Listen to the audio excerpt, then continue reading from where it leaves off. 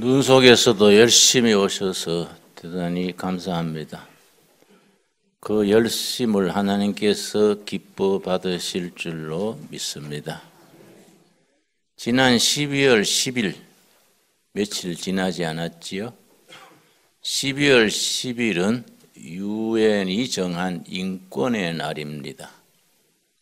해마다 12월 10일을 인권의 날로 정해서 유엔의 주관하에 전 세계 각 나라, 각 민족의 인권 상황을 점검합니다.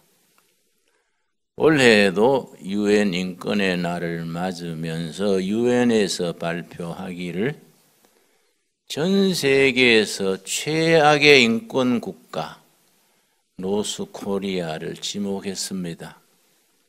지금 전 세계에 236나라가 있는데 그 중에서 북한이 최악의 인권 국가다. 그렇게 지목을 했습니다. 참 같은 동족으로서 슬픈 일이지요.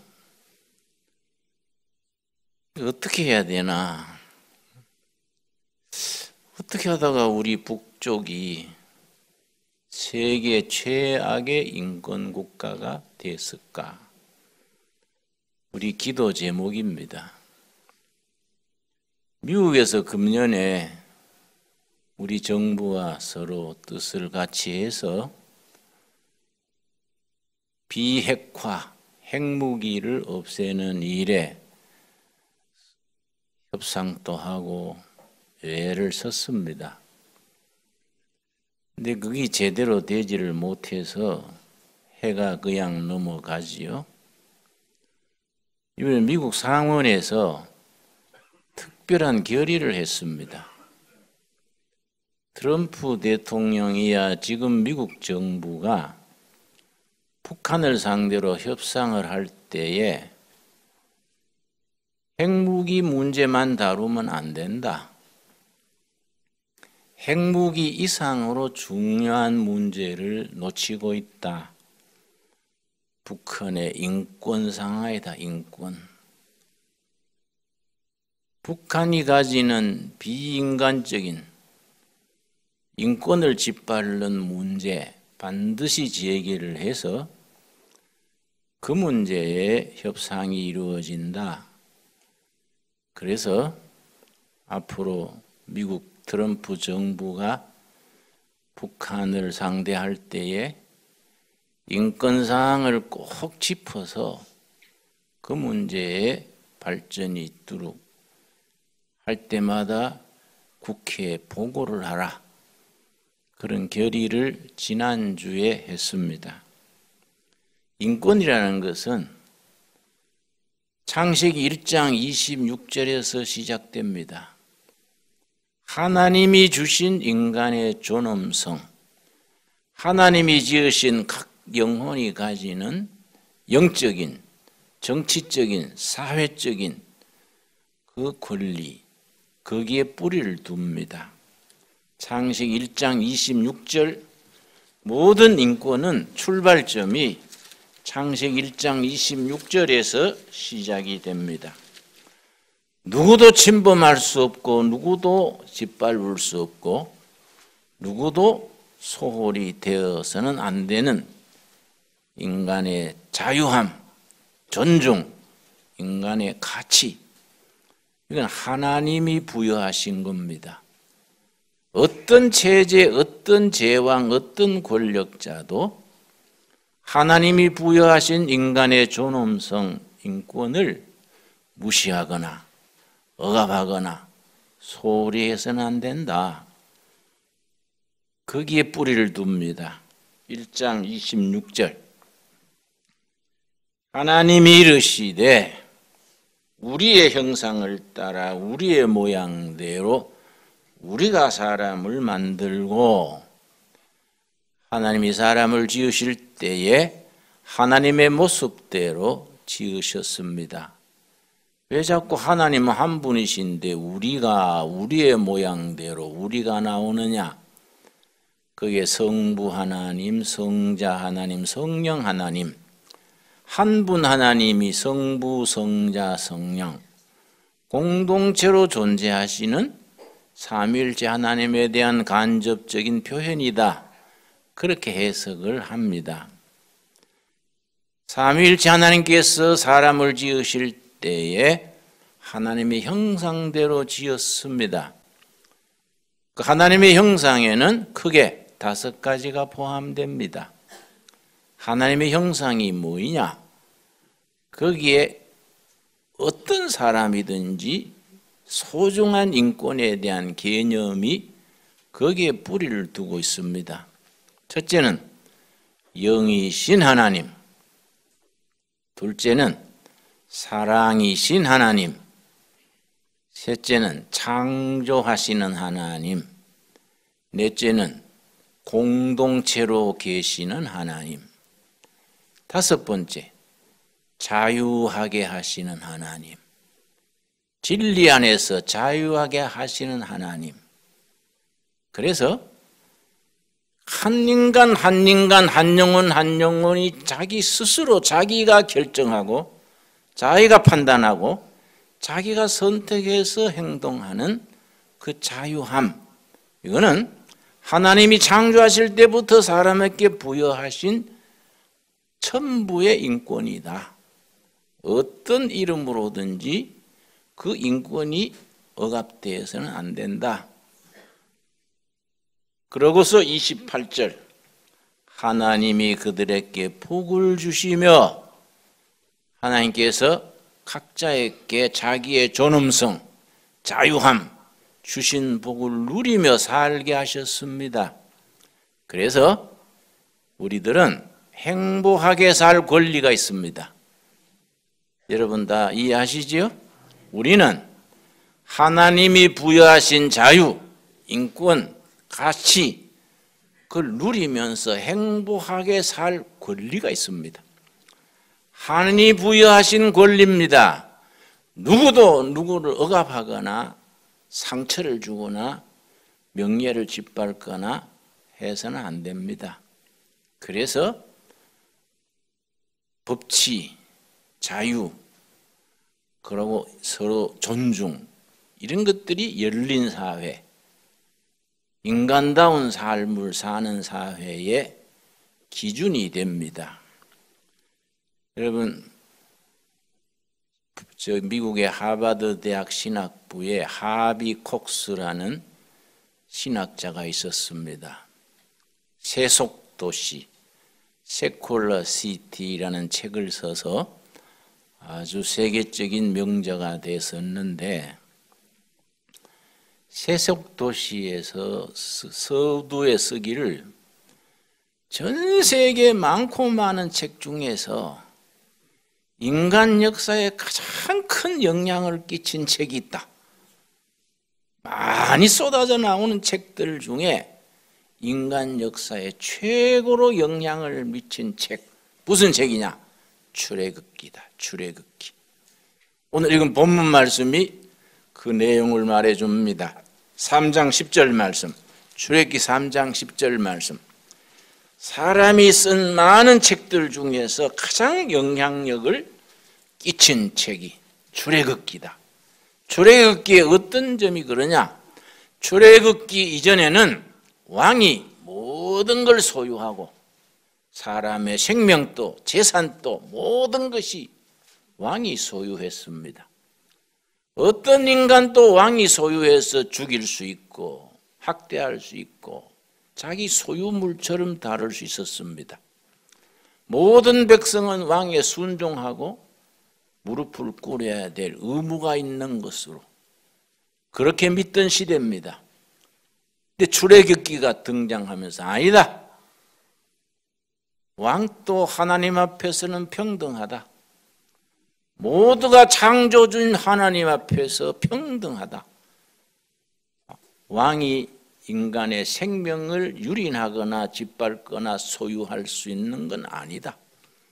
하나님 앞에서 왕도 다리 밑에 거지도 서민도 다 평등한 것이다.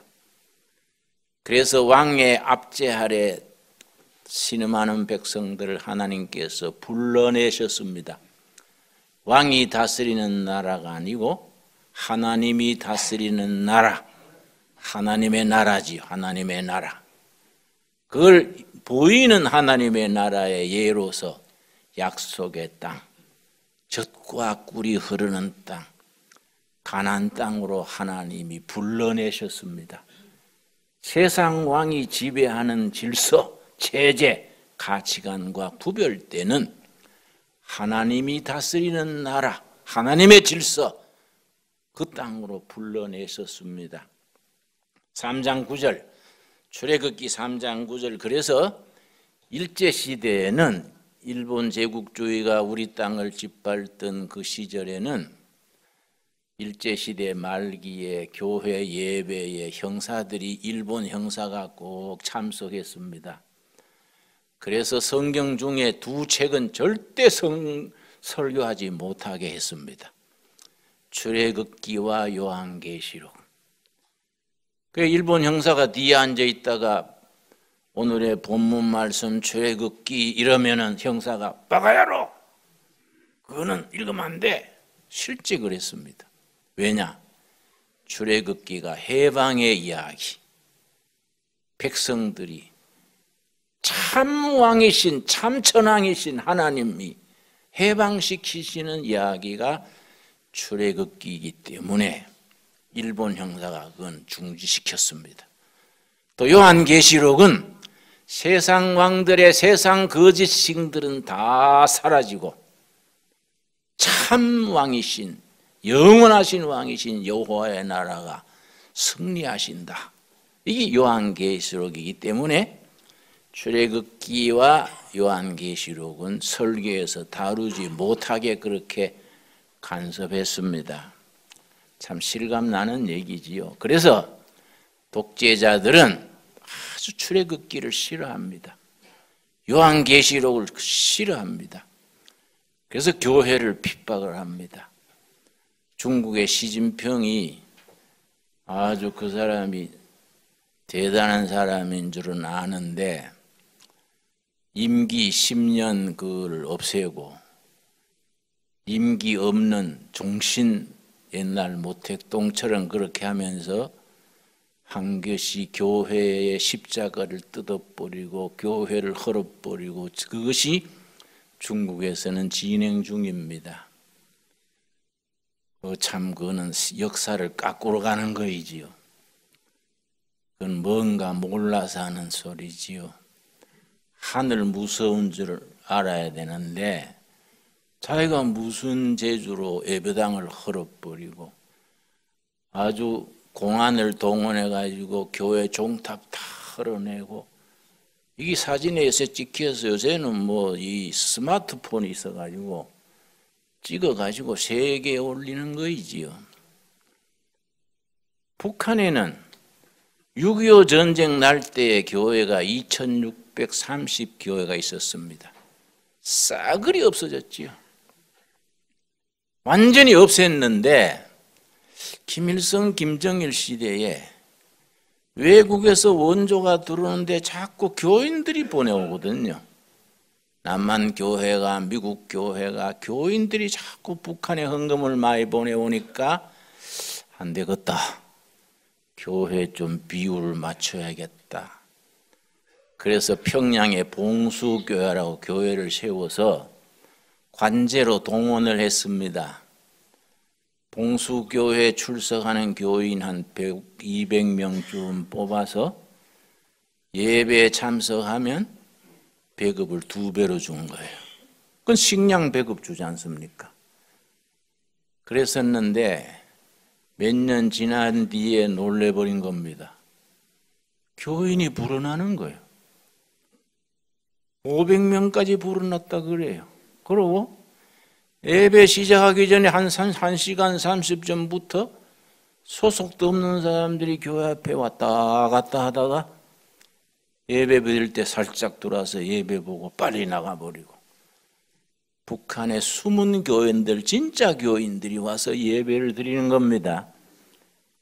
조사를 하고 잡히면 수용소로 보내고 그 중에 한 사람이 간증한 게 있습니다.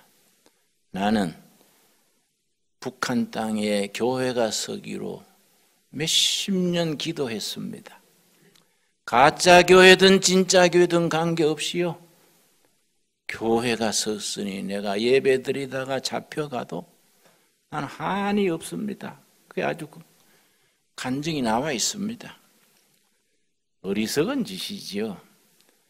그렇게 예수님의 교회를 핍박을 해서 그 정권이, 그 권력자가 무사히 살아남을 줄로 알면은 착각이지요. 출애굽기 3장 9절 말씀, 이제 가라, 이스라엘 자손의 부르짖음이 내게 달하고 애굽 사람이 그들을 괴롭히는 학대도 내가 보았으니 왜 북한을 인권 유린의 세계 최악이라고 유엔이 지목했느냐? 북한에 수용소가 18군데 있습니다. 거기에 수용되어 있는 인원이 20만 가깝습니다. 그 중에 절반 정도가 교인들입니다. 성경을 가졌다는 것으로, 예배 드린다는 것으로, 하나님 믿는다는 것으로 수용소로 쫓겨가서 인간 이하의 삶을 살고 있습니다. 그 부르짖음을 하나님이 들으신다는 겁니다. 하나님이 모른 척하지 아니하시고 내가 그 부르짖음을 듣고 학대당하는 것도 내가 보았으니, 그 다음 10절이 핵심입니다. 이제 내가 너를 바로에게 보내어 너에게 내 백성 이스라엘 자손을 애굽에서 인도하여 내게 하리라. 이 말씀을 줄여서 내 백성을 인도하라. 출애굽기의 주제입니다. 내 백성을 인도하라. 억압과 신음과 탄식에서 인도하여 내리라. 내 백성을 인도하라. 여러분, 출애굽기의 주제가 3가지입니다. 이걸 확실히 아셔야 돼요.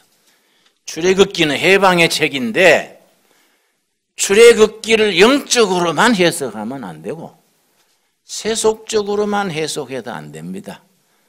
보수교회는 출애굽기를 죄와 죽음, 심판에서 구원받는 구원신앙, 너무 개인의 구원으로만 해석을 합니다. 또 해방신학이나 진보신앙은 노동자의 해방, 빈민의 해방, 인권의 회복, 그래만 해석을 합니다. 양쪽이 다 치우친 거죠. 한쪽은 오른쪽으로 치우치는 보수, 한쪽으로는 왼쪽으로만 치우치는 진보. 성경은 그런 책이 아닙니다. 영과 육을 구분하지 않고 개인의 구원과 역사의 구원을 말씀 안에서 하나로 제시하는 겁니다. 그래서 출애굽기의 주제가 3가지입니다. 첫째는 출애굽기의 주제가 해방신앙인 해방. 애굽 종살이에서 해방이 되어서 가나안 땅으로 옮겨가는 해방의 이야기인데 하나님께서 해방의 주인이시다. 첫째입니다. 하나님이 해방의 주인이시다. 오랜 왕 밑에서 씨름하는 부르짖음을 들으시고 모세를 통해서 내가 너희들의 부르짖음을 듣고 너희들의 탄식을 내가 응답한다. 내 백성을 인도하라. 약속의 땅, 젖과 꿀이 흐르는 땅, 그리로 옮겨라. 이 가나안 땅입니다. 그래서 우리 꼴짝이에서 열심히 산양 먹이는 겁니다. 젖 짜려고 벌통도 200통 마련해 놨습니다. 내년부터 매일 젖과 꿀이 흐르는 거지요. 약속의 땅 가나안 땅이 성경 안에만 있으면 성경이 아닙니다. 성경에 있는 젖과 꿀이 흐르는 땅, 약속의 땅이 우리의 삶의 현장 속에서, 한반도 속에서, 남쪽과 북쪽에서 이 현실적으로 이루어질 때의 성경이 살아있는 성경이고 우리의 하나님이 참 역사를 주장하시는 하나님이 됩니다. 자, 그래서 출애굽기의 주제가 몇 가지라고요? 3가지. 야무지게 들으셔야 됩니다. 나가면서 잊어버리지 말고 마음에 탁 새겨야 됩니다.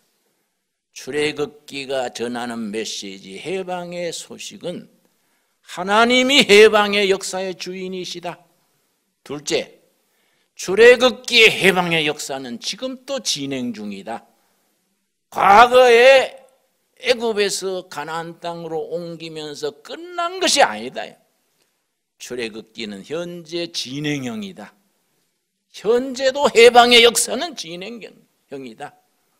그 진행되는 역사 속에 북한 동포들의 해방도 당연히 포함되어야 되는 것이고, 우리 한국교회는 세계교회와 더불어서 북한 백성들의 인권, 자유, 신앙의 자유, 인격의 자유, 존엄성을 되찾는 일에 우리가 거기에 기도하고 응답받고 뒷받침할 수 있어야 됩니다. 3번째, 출애굽기의 해방의 메시지는 개인의 구원에서 시작해서 공동체, 국가, 세계 전체 구원으로 넓혀지는 것이다. 좀 어렵습니까? 이해가지요? 말씀드린 것처럼 출애굽기를 읽으면서 우리가 믿음으로 죄 씻음 받고 구원받는 순수 복음, 정말로 소중하지요. 그걸 이반제리칼 신앙, 복음적 신앙이라 그럽니다. 한국교회가 이러니 저러니 해도 한국교회 자랑거리가 있습니다. 한국교회는 중심이, 메인스트림이 복음적인 신앙입니다. 복음적인 교회입니다. 세계 다른 어느 나라 교회에 상대가 안 되도록 우리 한국교회는 뿌리가 복음적 전통의 뿌리 내리고 있습니다. 그런데 그 해방의 복음이 영혼의 구원, 죄 씻음 받고 천국 가는 구원에만 머물러 있으면 50점이에요. 우리 결의 북한 동포, 우리 역사, 미래의 구원 다 합쳐서 출애굽기의 구원입니다. 여러분, 그래서 우리가 북한 동포들을 위해서 기도해야 됩니다. 여러분, 얼마나 우리 북한에서 인권이 짓밟힙니까? 여러분, 실제 이야기들이 많이 나와 있습니다. 북한 사람들은 고기를 많이 못 먹기 때문에 단백질이 부족합니다. 그래서 자라를 키워서 먹습니다. 자라. 거북 말고 자라 있지요. 저도 북한 가서 자라 대접을 하면 받았습니다. 나는 좀 먹기 징그러웠습니다만은 대접하는 사람이 아주 지성으로 기빈이라고 대접하는데, 에이 설마 먹다 죽겠나 하고 먹었는데, 그 자라를 키우는 농장이 있습니다. 그 자라를 키우는데 물의 온도가 늘 일정해야 돼요. 근데 북한은 전기가 들어갔다 나갔다 하지요. 근데 마침 김정은 이 33살짜리 독재자가 인민에게 영양분을 공급하는 농장이라고 자라 농장에 시차를 왔습니다. 마침 그때 그 전날 전기가 끊어져 가지고 자라가 죽어가서 둥둥 떴어요. 화를 내 가지고 이 자라 농장 책임자를 그 자리에서 총살했습니다. 자라가 뭐인데 사람을 그래 죽입니까? 미국에 북한에서 탈북한 사람 중에 현찰 350억을 들고 350만 불, 350만 달러를 들고 미국에서 바로 간 사람이 있습니다. 350만 달러면 한 40억 가까이 되지요. 근데 그 사람이 어떤 사람이냐? 그 장사수완이 있어가지고 동남아시아 무역을 담당했었는데 장사를 잘해가지고 김정은 그쪽에 많이 바쳤습니다. 방비로 많이 갖다 바치니까 김정은 거기에 초청 받아가가지고 식사도 하게 되고 몇 번 갔는데, 한 번은 초청 받아가지고 김정은 그 김씨 일가의 그 목장, 말 전문 농장에 가서 초청받아 갔습니다. 그런데 말 한 마리가 병이 들었어요. 그래서 김정은이 그 목장 담당자를 꾸지람하니까 그 사람이 얼굴이 새파라져서 안절부절했는데, 꾸지람하고서 가다가 몇 발자국 가다가 돌아서서 자기 부하한테 저자를 총살하시오. 그 현장에서 죽였습니다. 그걸 본 거예요, 이 사람이. 야, 내가 지금 돈을 많이 갖다 바치니까 초청받고 하지만은 어느 날 나도 총살될지 모르겠구나. 그래서 그때부터 준비했습니다. 돈을 챙기고 가족을 도피시키고 딱 350만 달러 들고 미국으로 도망왔어요. 여러분, 그 인간들 그렇게 짓밟을 수 있습니까? 하나님이 부여하신 자유, 인권, 존엄성, 이걸 무슨 재주로 그 사람들이 짓밟느냐 이거예요. 여러분, 우리 성경 말씀 중에 갈라디아서 5장 1절 말씀, 마르틴 루터가 나의 복음이다. 그래서 기독교 복음을 가장 짧게 정확하게 적은 말씀이다. 마르틴 루터가 아주 사랑했던 구절입니다. 갈라디아서의 주제가 그리스도 안에서 누리는 자유입니다. 그리스도 안에서 누리는 자유. 5장 1절, 갈라디아서 5장 1절 말씀, 307페이지 5장 1절. 그리스도께서 우리를 자유롭게 하려고 자유를 주셨으니 그러므로 굳건하게 서서 다시는 종의 멍에를 매지 말라. 죄의 종, 육신의 종, 나아가서 사람의 종, 체제의 종, 영육 간에 합쳐서 종이 되지 말아라. 예수님께서 십자가에 피 흘려 죽음으로 자유를 줬다. 자유. 하나님이 주신 자유인데 얼마나 소중한 자유냐. 이 땅에 오신 하나님 그리스도께서 자기가 직접 십자가에 피 흘려 죽기까지 하셔서 주신 자유다. 너무너무 소중한 자유다. 너희들에게 자유를 줬는데 그 자유를 누리고 복 있게 살아야지 사람에게 종이 되거나 물질의 종이 되거나 정욕의 종이 되거나 세상의 종이 되지 말아라. 참 귀한 말씀이지요. 5장 1절 우리 한번 같이 읽겠습니다. 그리스도께서 우리를 자유롭게 하려고 자유를 주셨으니 그러므로 굳건하게 서서 다시는 종의 멍에를 매지 말라. 우리에게 주시는 약속의 말씀으로 받을 수 있게 되기를 바랍니다. 여러분, 요한계시록 13장에 적그리스도에 대한 세 가지 진단이 있습니다. 요한계시록 13장 우리 찾겠습니다. 적그리스도가 가지는 세 가지 성격, 이 세 가지를 갖추면 적그리스도입니다. 요한계시록 13장 적그리스도에 가지는 특성이 세 가지가 13장에 나오는데 13장 1절 말씀, 내가 보니 바다에 산 짐승이 나오는데 뿔이 10이요 머리가 7이요 그 뿔에는 10 왕관이 있고 그 머리들에는 뭐라 그랬습니까?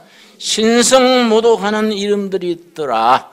하나님을 모독하는 그 적그리스도의 이름들이 있는 겁니다. 그런데 그 적그리스도의 세 가지 특성이 있습니다. 첫째, 6절, 짐승이 입을 벌려 하나님을 향하여 비방하되, 하나님을 비방하고, 첫째입니다. 하나님을 비방합니다.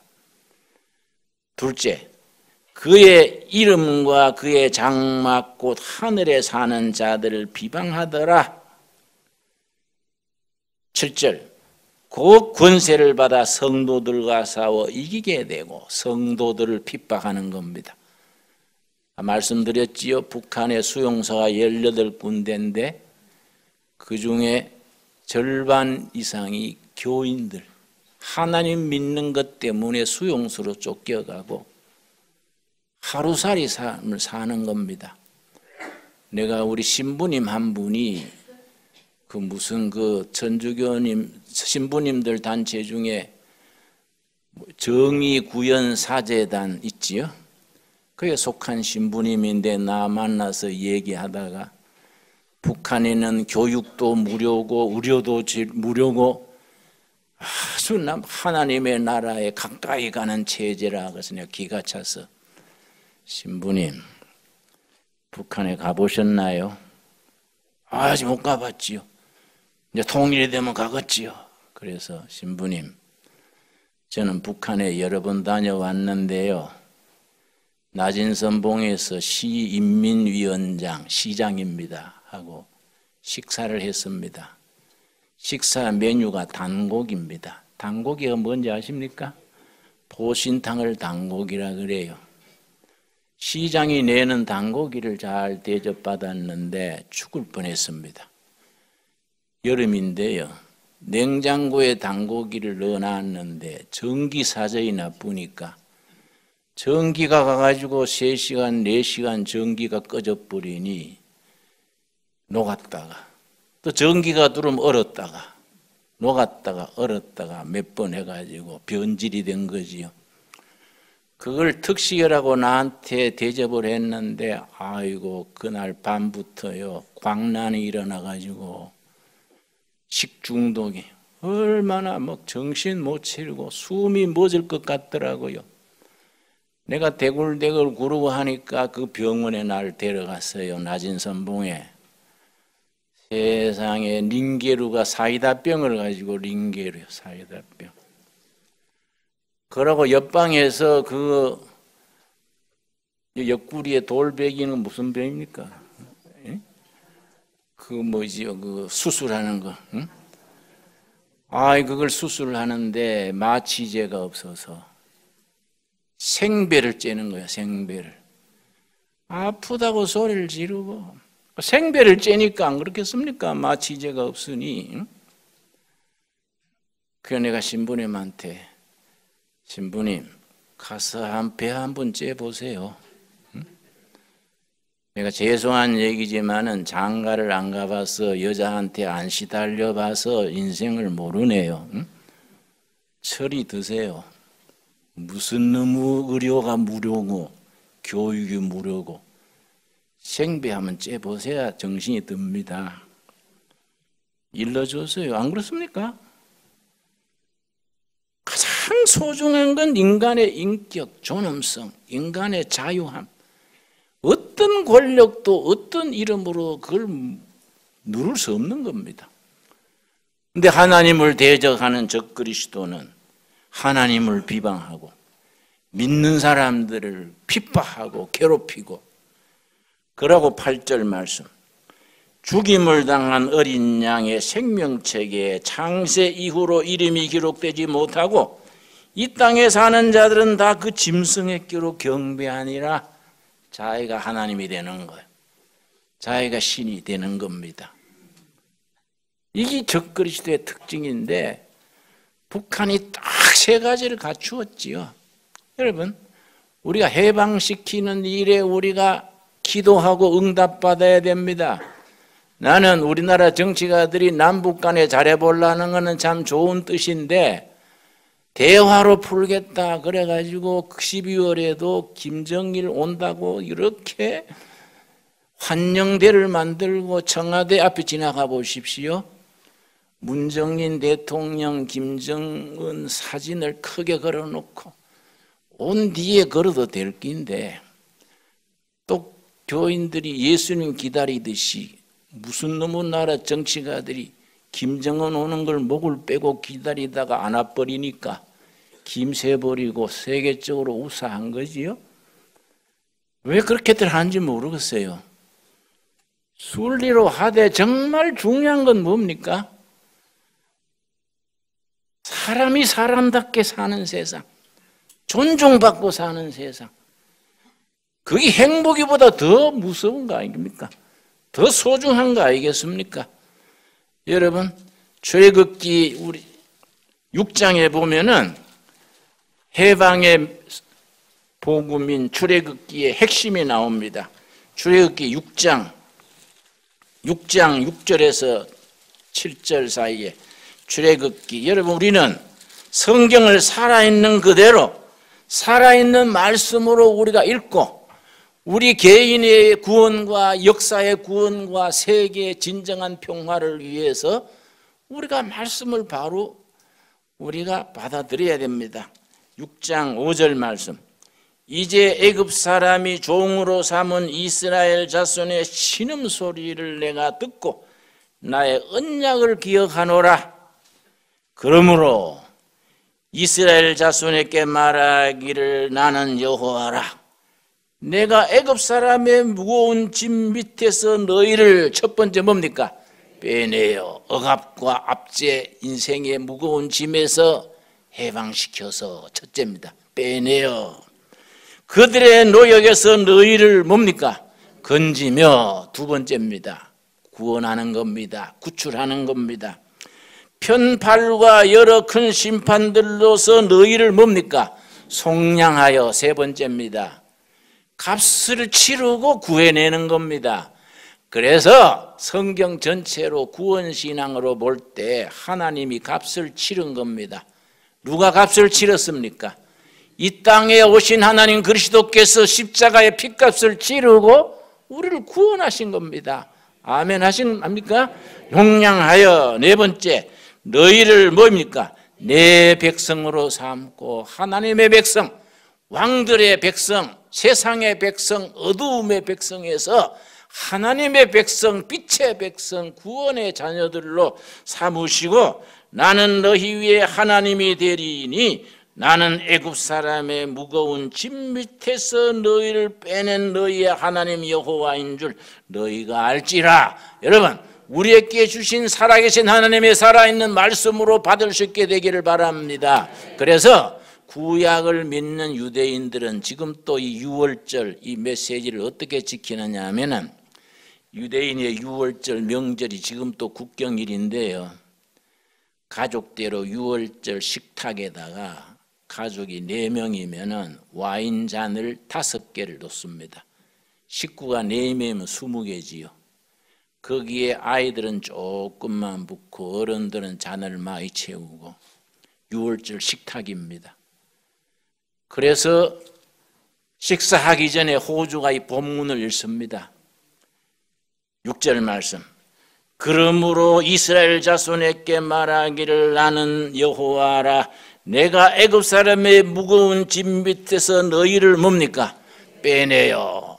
호주가 빼내요. 그러면 가족 전체가 빼내요. 복장을 하고 첫 번째 와인잔을 마십니다. 그 다음에 그들의 노역에서 너희를 뭡니까? 건지며 하면 또 가족들이 건지며 복창하고 두 번째 와인을 마십니다. 편팔과 여러 큰 심판들로서 너희를 뭡니까? 속량하여, 또 같이 속량하여, 그러고 세 번째 잔을 마십니다. 그 사람들은 복음적 신앙까지는 안 갔기 때문에 속량하의 의미를 잘 모르지요. 그냥 자기들의 민족 종교로서 그렇게 유대교로서 행사를 하는 겁니다. 네 번째 7절, 너희를 뭡니까? 내 백성으로 삼으신다. 그런 네 번째 잔을 마십니다. 한 잔 남았지요? 한 잔은 그냥 둡니다. 오실 메시아 그리스도를 위한 잔으로 남겨둡니다. 지금도 그렇게 실제 그렇게 합니다. 우리는 뭐 와인 마시는 게 아니라, 내가 읽었더니 우리 교회 청년이 우리도 그래 실천해 봅시다. 그래서 그거 하는 게 문제가 아니고, 응? 자네 술 취해가 주정 부리면 복잡해지니까 의미를 잘 알고 삶 속에서 그렇게 살아야지. 안 그렇습니까?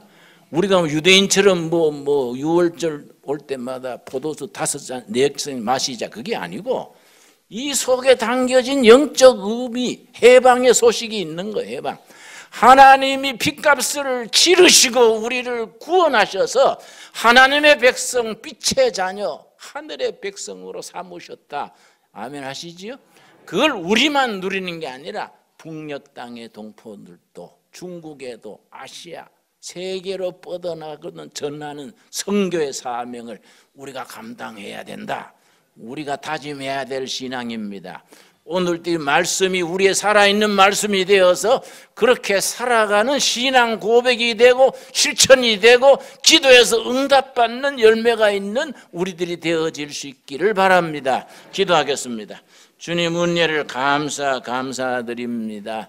때를 따라 도우시고 인도하셔서 내 백성을 인도하라. 젖과 꿀이 흐르는 가나안 땅으로 내 백성을 인도하라. 우리에게 주신 살아계신 하나님의 살아있는 말씀으로 받을 수 있게 하여 주시옵소서. 내가 십자가에 피 흘려 너희에게 자유를 주었으니 다시는 사람들의 죄의 정욕의 종이 되지 말라. 이 말씀으로 아멘으로 응답게 하여 주시옵소서. 예수님 이름 받들어 기도드렸사옵나이다. 아멘.